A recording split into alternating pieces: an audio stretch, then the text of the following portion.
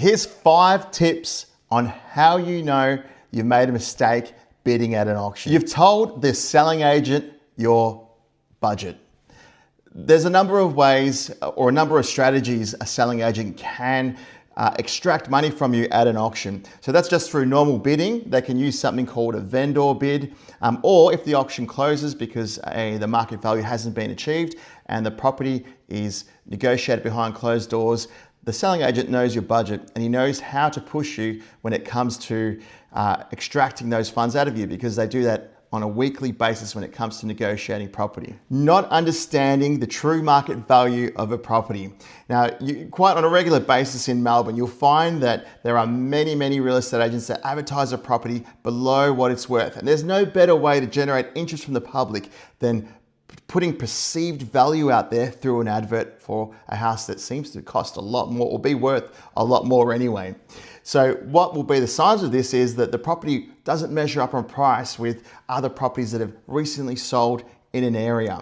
Now, what will happen on auction day is a whole bunch of people will get caught out through the bidding process when the prices go smash straight through the advertised range and sell for quite a bit above what a property's worth. So you'll know you've made this mistake because you've lost an auction by a mile. When it comes to price, you should really be the underbidder at an auction and only lose by $1,000 or so. On auction day, you're asking questions like, is this property a good investment? Is it structurally sound? Is the neighborhood a good place to live?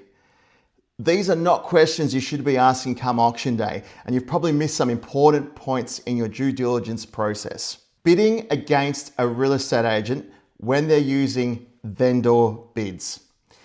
Vendor bids are when the auction price or the achieved price for market value hasn't been reached.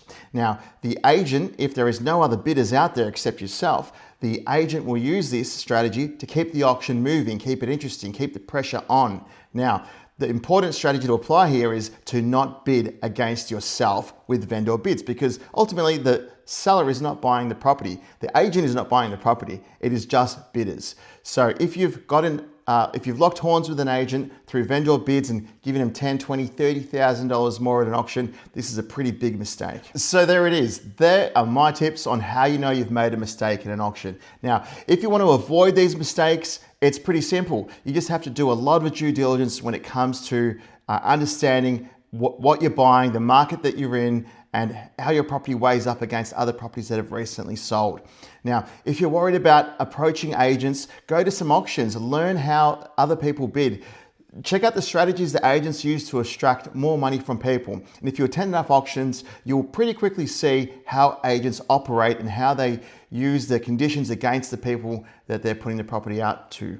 Now, ultimately, if you want to stay away from all this, because it is a big topic and it's a really hard thing to take on when you're only buying one property every 10 or so years, buyer's agents are there to assist. They're there to kind of manage that whole process for you, so you don't have to kind of think about or even worry about any of this. They're there to manage and influence an auction to make sure that you're in favor of winning.